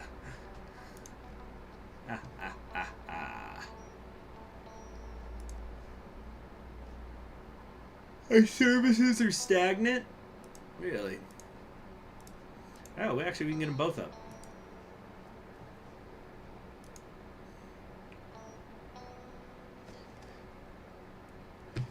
Wait, what? There's an event that auto-passes agriculture? Hold on, crescent in the eyes. This is an important thing. Zulfikar Ali Bhutto was the president of Pakistan since 1971 and the prime minister since 1973. Bhutto followed the course of Islamic socialism, which was reflected... Oh my gosh, why am I fucking yawning so much? It's actually getting on my goddamn nerves. I'm actually going to talk about this guy a little bit. We'll talk about Bhutto. So Bhutto, you may remember as... Wait, was he in there? No, he wasn't. Oh, yeah, no. He wasn't in the movie Charlie Wilson's War, but he is mentioned as it because like the current head of Pakistan at the time, the guy who succeeded him, was it Qadri? No, fucking what was his name? The guy who overthrew him. But yeah, they're just like, he did not kill Bhutto, and then like he did kill Bhutto. No, he didn't kill him. It was a trial. Anyway, so let's talk about who the real Zulfikar Ali Bhutto was. So he was the founder of the Triple P, the PPP, the Pakistan People's Party. And as it says here, he was in real life the president from 71 to 73, and then he got transferred over until to being the prime minister. And then in 1977, there was a military coup, and he was the one who got couped and got freaking executed. You know. Now he was born in the 20s, so he was, I guess you could say, technically born in India, but his family was Islamic. Where did you see? Your economy is very underdeveloped. We're working on it, Nabucodonosor. So he actually was originally the way that he came to be a part of the government was under Muhammad Ayub Khan, who was somebody who ruled in the 50s and also was a president before him. So he was somebody who Bhutto, that is, Bhutto wanted to work with China. Um, and he was vehemently anti-India, and in fact, he was more anti-India than his administration was. So after the Kashmir War, Bhutto resigned in protest from Khan's government because he didn't like that peace had been made. So there was after he resigned from that government that he went and he founded the Pakistan People's Party. And then he was thrown in prison because he did that. But then there was a military coup of Khan by a different Khan. So there was like Muhammad Ayub Khan, but then there was also Muhammad Yahya Khan, which is confusing because their names are virtually the same. But then there was the new elections, and initially he lost because at the time, Pakistan, you also have to remember there was like West Pakistan and East Pakistan, and so Bhutto won in West Pakistan, but he lost in East Pakistan. And East Pakistan, I don't remember their name, but they were the ones who wanted East Pakistan to be its own country. So that's what triggers the civil war, and that's how Bangladesh is created, which is on the eastern side of India. And it also helped that India helped East Pakistan defeat West Pakistan because, they're like, oh, our enemies are splitting, let's help do that, and laugh at them. Anyway, yeah, so then he eventually, that's how he becomes president, because he had won in the West, and the West was all that was left. Anyway, so, Islamic socialism. Thank you all for being patient through my tangent. Where was I? Oh yeah, so Bhutto followed the course of Islamic socialization, which was reflected in broad social programs and the nationalization of many sectors of the economy. In foreign policy, he adhered to anti-imperialism and tried to build friendly relations with neighboring countries, left the pro-American SEATO and the British Commonwealth, and managed to détente with India after the Third Indo-Pakistani War. That's one way to put it. However, after the Bhutto's Pakistan People's Party won the election in 1957, the opposition accused him of fraud and began protests, which Bhutto harshly suppresses. All this does not like the army, which is led by General Muhammad Zia al-Haq, and with the support of the United States, is preparing a military coup. By preventing it and giving Bhutto material assistance for the construction of socialism, we could firmly consolidate our positions in Pakistan. So, we are in fact going to help him. So now we're really changing history, because, like I said, Bhutto died after being couped. He was put on trial, but come on, it's what kind of trial? It's a shocking verdict, as they say in the Charlie Wilson's war movie.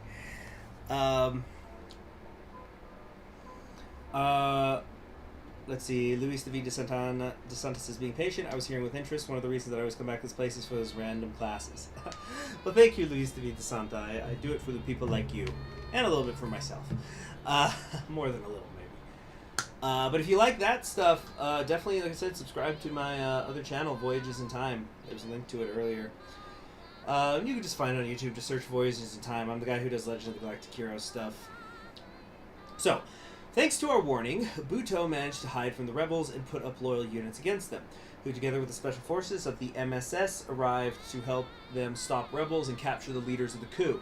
General Zia al-Haq was executed for treason. Don't worry, we put him on trial. And the situation in the country, thanks to our material assistance and help in the fight against the protesters, was normalized. Bhutto continued the course of building Islamic socialism, introducing more and more socialist methods into the economy. There is also a slight warming in relations with India. Let's not get too caught up in that, though. All right, feeling good, Hollywood. Uh-oh. Dang, our relations with the U.S. keep deteriorating, though. I think they're a little annoyed that we stopped their coup. We can see with Pakistan, we will have India surrounded. And there's Bangladesh, by the way. This is Bangladesh down here.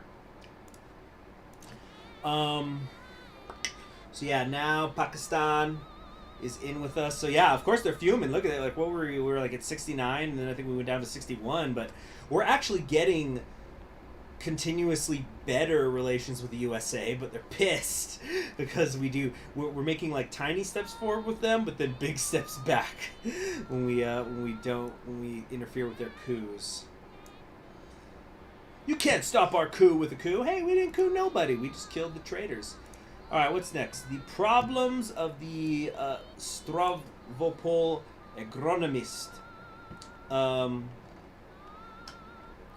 That's like the domino theory working.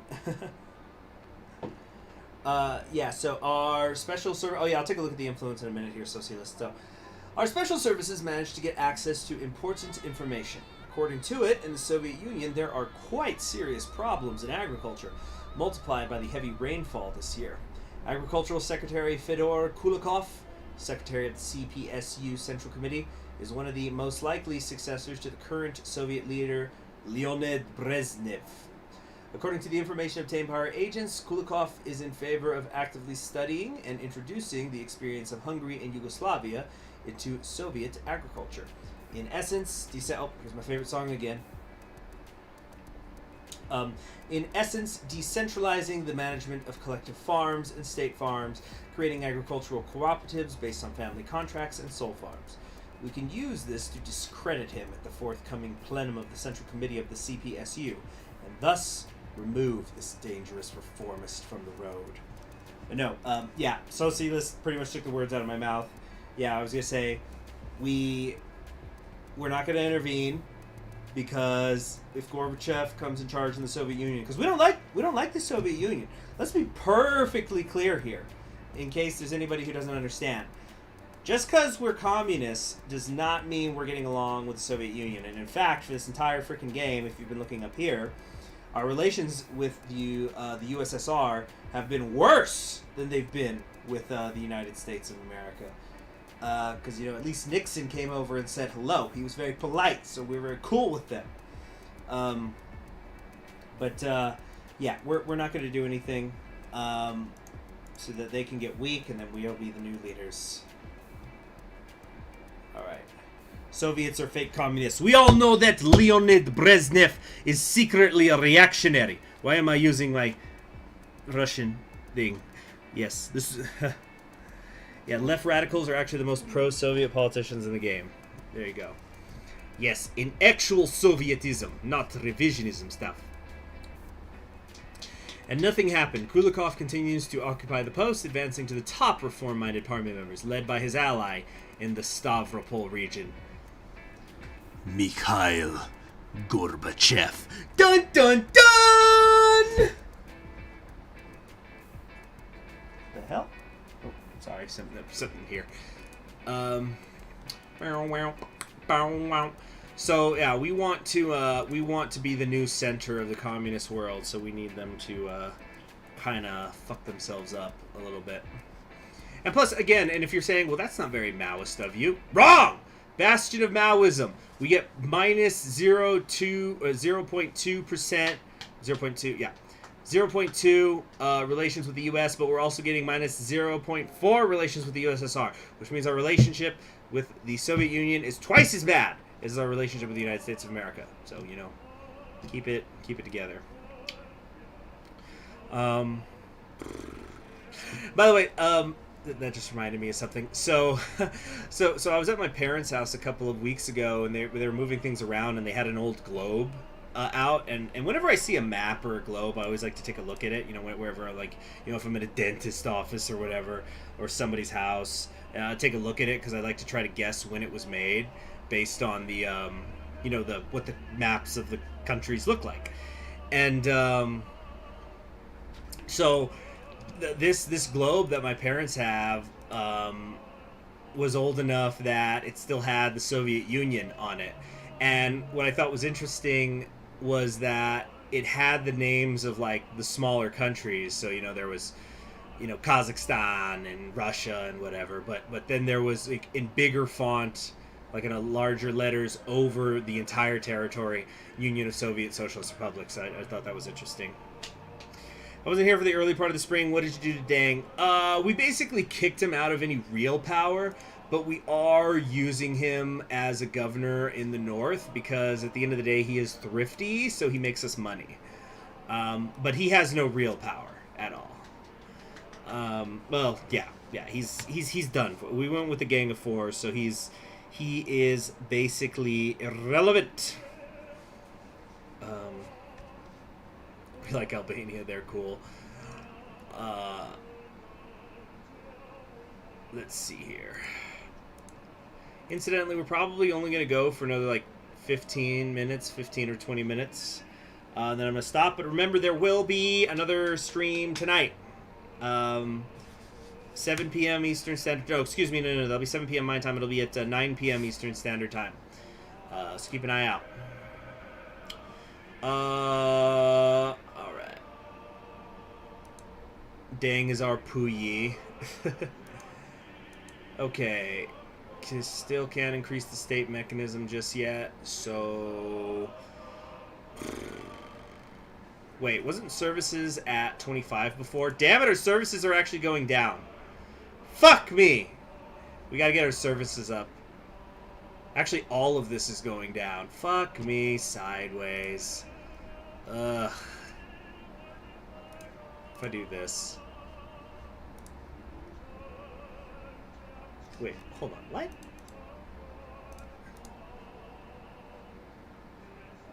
No, I was right the first time. I should do it this way. I just gotta wait 2 weeks. Can I borrow? Maybe a little. Yeah, just a tiny bit, but... Okay, one more into industry, and then we can actually be moving up again.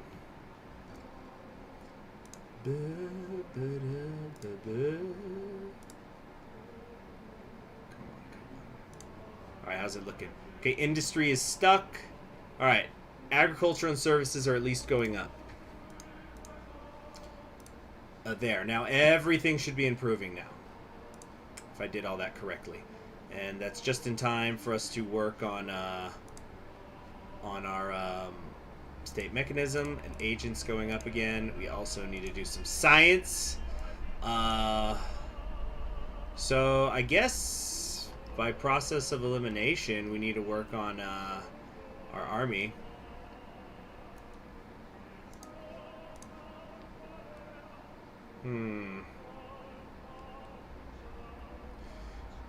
Okay, damn it. Yeah, the internal situation is getting a little bit better. We have a straight up 50% here, so that's good. Party popularity is pretty good, and it's getting better. So we're slowly but surely pushing the others out. Is it possible to become a monarchy in the game? There are... I don't know, because there's like some really... there is some really niche achievements that you can go for. I think maybe that cyberpunk achievement is, it's possible. Let me see here. I think the cyberpunk achievement has something to do with that, or it's like some sort of dictatorship.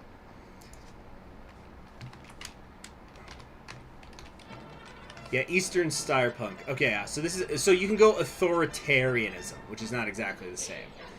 But, yeah. Authoritarianism, the party line is authoritarianism. There's automation. The branch of science of the Army and Special Services has been fully studied. Our leader is the premier and the chairman of the CNC. The investments into the Army and MSS are more than 39. Liberalization of the mines is 0. Yeah. So that's like obviously a very specific type of run. Isn't Puyi dead by this point? That's a good... No, Puyi... When did Puyi die? God, Puyi is such a boring dude that it's so hard to track. For such an interesting figure politically, he's just a boring man still somehow. But nah, if you guys want to see my monarchical stuff, check out my Three Houses stuff tonight, where we're going to have our Holy Kingdom. Keep working on it. And hopefully finally get Bernadetta! Yeah, so let's see here. God damn it, agriculture's going down again. Fuck me.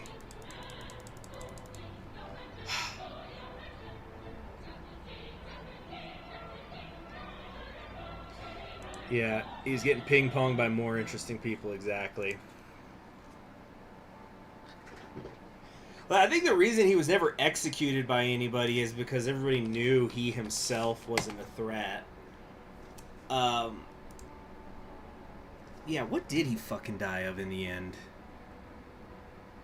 I think he just died of natural causes or some shit. Let's see here. Ha! The fucking... Yeah, the Chinese communists actually had a special security bureau just for him. To keep him safe.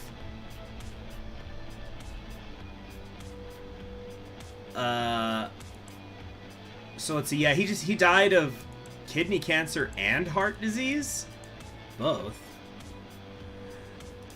But yeah, he's kind of like so there was a couple of people at the end of the War of the Roses who were who claimed to be one of the lost princes of the Tower, and Henry VII killed one of them, but the other one was like this little boy that just some Welsh nobles who didn't like Henry Tudor were propping up and saying like, oh, he's one of the princes of the Tower, and like he killed those nobles, I think. But the boy, he just like, I think that he just kind of, I think he like paid for his education or something, and he went on to be a falconer or something. And he just had a job, you know, instead of getting killed. You cannot get the United Arab Republic now because you forgot to finance the Egyptians before. When the hell was there an event to finance the Egyptians? I didn't see an event to finance them.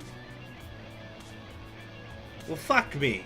I guess we're just screwed. God damn it. There's so much in this game to keep track of. Well, fuck the dream of the UAR, huh?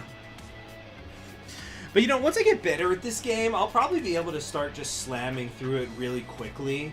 And, you know, we can just go like, okay, I know I want to click on this button, I know I want to click on that button, and we can, like, very quickly get to certain things whenever I want to go for specific achievements. So I guess it's not a big deal.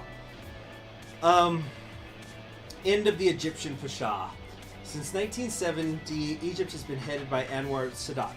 Immediately after he came to power, he began a departure from the policy of Gamal Abdel Nasser and the ideas of pan-Arabism and Arab socialism. During the so-called corrective revolution, almost all Nasser's associates were arrested, including Vice President Ali Sabri, a supporter of friendship with the USSR and communists.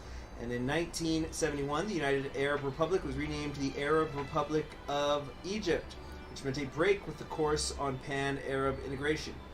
And in 1973 began the rapprochement of Egypt with the United States, which was accompanied by a rise in anti-Soviet sentiment and a break with Libya and Syria. In 1975, Sadat attempted to destabilize the ruling Arab Socialist Union, ASU, and this year, an unprecedented case, began negotiations to restore relations with Israel. I believe that was the, no, never mind, I was making that with someone else. Liberalization of the economy and the penetration of Egyptian foreign capital into the market led to widespread discontentment among the general population, and the war with the once fraternal Libya finally undermined Sadat's authority. Mass rallies flooded the whole country, demanding the resignation of the president. We can take advantage of this and achieve the return to power of supporters of the socialist course. The USSR and the fraternal Arab countries clearly will not object, but the reaction of the United States will not be so warm.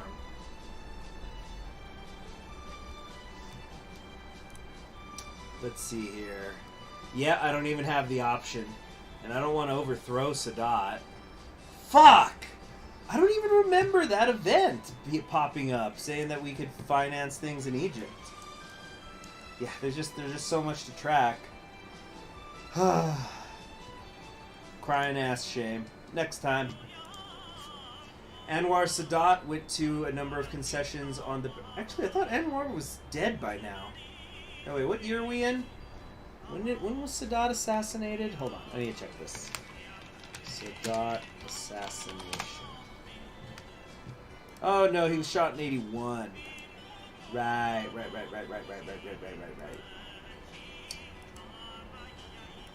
Alright. Yeah, he was killed by members of the Egyptian Islamic Jihad.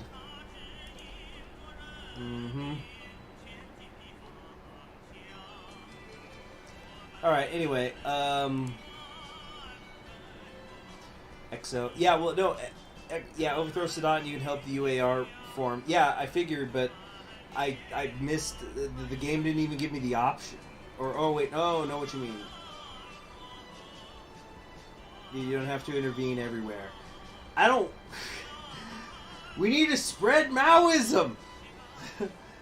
Okay, so anyway, Sadat, concessions, this allowed him to stabilize the situation in the country. Sadat is expected to visit Israel and the final restoration of relations with it.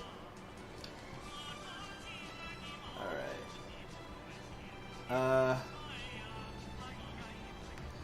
Let's keep moving.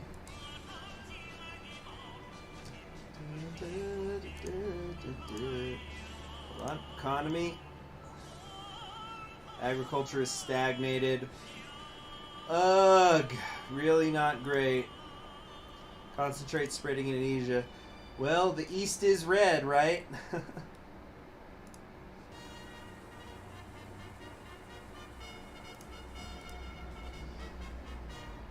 Support supporters of old Nasir while we could do it. Fuck. Yeah, we're gonna do a UAR run at some point. I've determined it. And you know, we'll just slam through the early parts because we know it better now.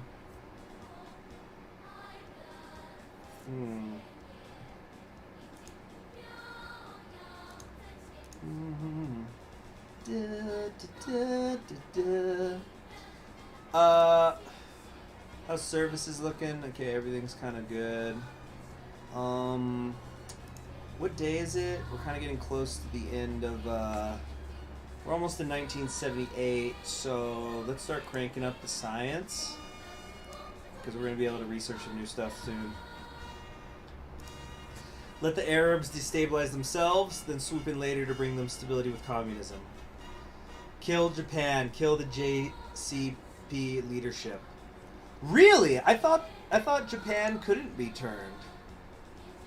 Eliminate Kenji Miyamoto and regain control of the JCP. We have at least 5 agent networks and our diplomatic reputation is more than 69. So 69 is the magic number, huh? But, wow. Is this actually possible? Turning Japan communist? That means we'll control the anime. Oh my gosh. Huh. Industry can't be lower than 80, diplomatic reps 50.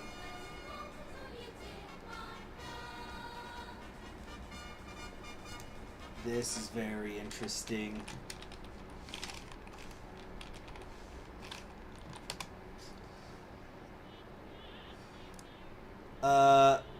Was he the guy who got killed on TV with a sword? What? Are you talking about, Miyamoto? Communist shogunate truly based. Well, yeah, let's go ahead and do this. Eliminate Kenji Miyamoto and take control of the JCP. Nice. Union is founded. Yeah, by the way, I think I forgot to say this, but we are going to try to form our own economic union. We're not going to work with the U.S. We're not going to work with the Soviets. We're going to do our own economic union with blackjack and hookers and Maoism. In fact, forget the blackjack and hookers. Just Maoism. So alliance. They aren't in a millennium. As you say, or then arm strength with these two. Okay. Yes. Yes. Yes. If I'm reading this correctly, we can eventually get them to join our economic union and then form a military alliance with Japan. Holy fuck. The Koreans will be on suicide watch. You're going to need 15 money for the economic union. Well, it's like 2 years until we do the economic union, right? It's just Mao, a thong, and his pole. Oh, gosh. Mao Zedong in a thong. Nice imagery. Maybe Mahjong. All right.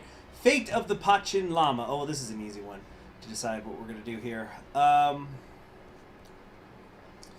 Comrade Chairman, a letter from a large group of Tibetan clergy has come to the Central Committee in which they urge you to consider releasing 10th Pachen Lama from prison. Pachen Lama is the second Lama after the Dalai Lama in the Gyalgen school of Tibetan Buddhism. Note from the MSS.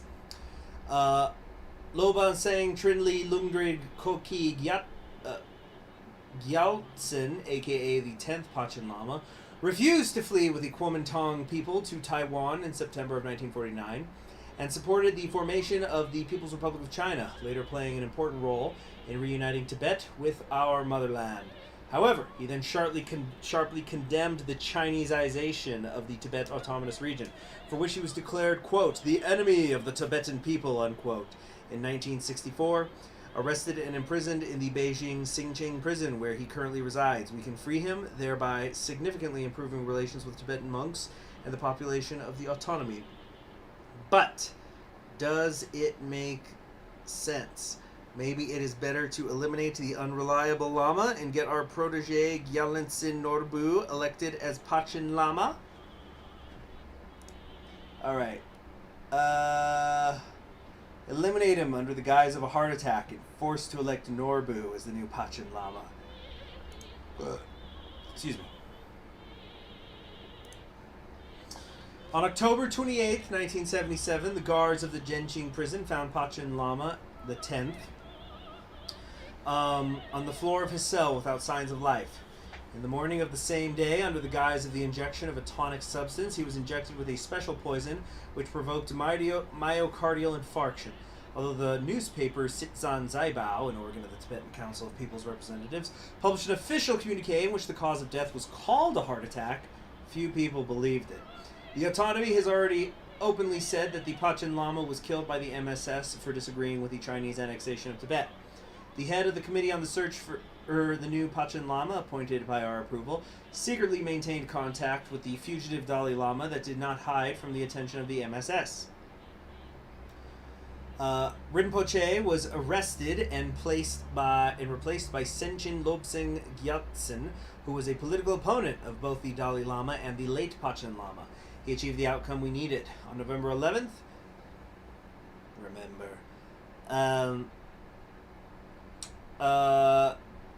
Gyaltsen Norbu was declared the 11th Pachen Lama. Buddhism made a solemn oath to the state and society to protect the country and work for the good of the people. Chinese society is a favorable environment for the Buddhist faith, Norbu said. He also praised his predecessor for the outstanding contribution to strengthening the unity of the country and the solidarity of its people. However, the 14th Dalai Lama and his so-called Tibetan government in exile was declared as new 11th Pachen Lama of a certain Gedhun Khoikhin Nyima. We had to arrest him. Tibetan clergy sabotaged the activities of the new Pachen Lama and support the Dalai Lama's appointee. Separatist sentiments spread among them. Alright. Ooh, we're a little bit in debt. Oh, hold on. What's going on here?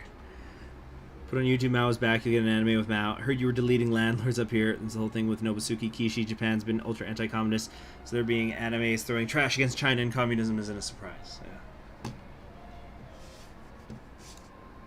Oh, damn it, we gotta pull something back now.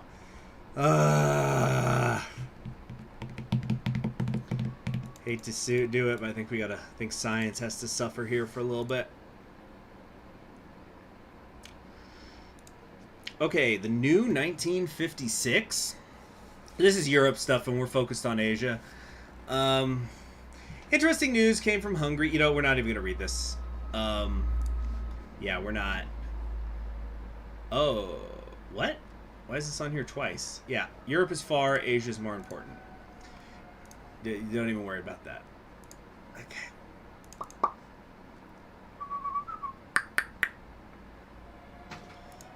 Party envelopes. You think so? Well, yeah, I guess our loyalty's already pretty dang good, so... Yeah.